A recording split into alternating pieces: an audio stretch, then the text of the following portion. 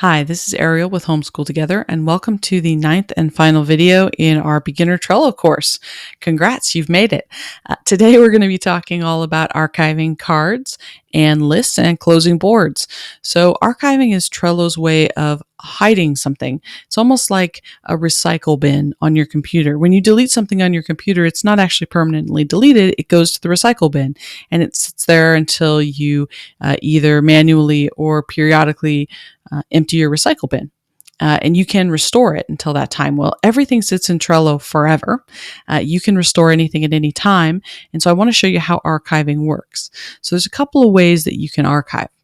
So if you want to archive a card, you can click the pencil on the card and hit the archive button. You can also go into the card and you can hit archive here.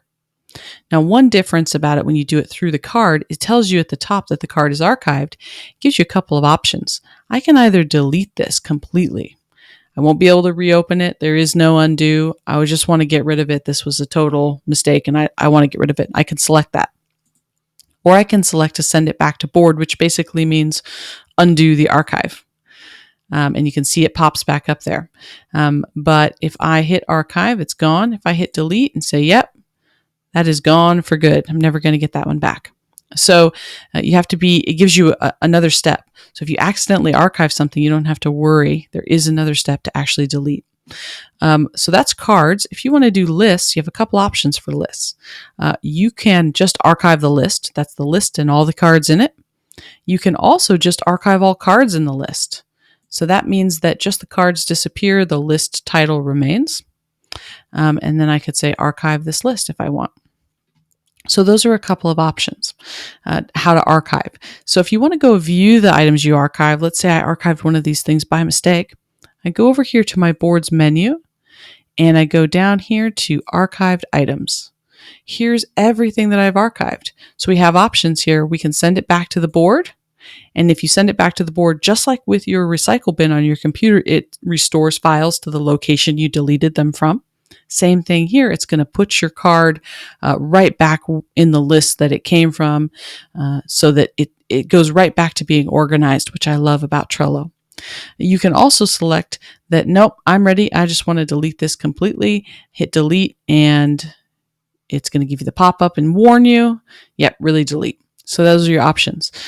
This is a great way to see all of your cards. Now, this looks easy now, but what if I deleted something a month ago? This is a great way here to search in the archive and say, yeah, I just want Mount Rainier there. And it comes up. So that's a great option if you have tons of archived things.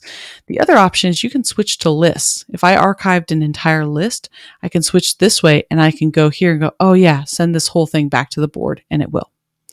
So that's a nice alternative as well. So that's the main steps of archiving and how to find things. So we talked about cards, we talked about lists. So the other part of this is boards. How do I archive a whole board?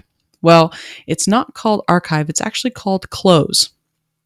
So here, when you first go to your menu, under more, at the bottom here, it's going to be close.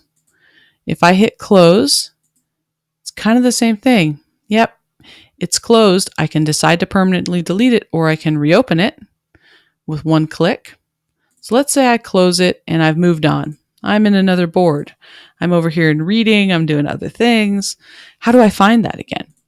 So at the very bottom of your boards here, you see the recently used and what's in different workspaces. At the very bottom, see closed boards. Here it is. And I can look at all boards or just personal or just ones from specific teams. Here's my option. I can permanently delete this or I can choose to open it up again. Sometimes I'll close a board and I'll realize then later that there's something on that board that I wanted, some specific cards used as a template for something else. It's great. I didn't lose the data.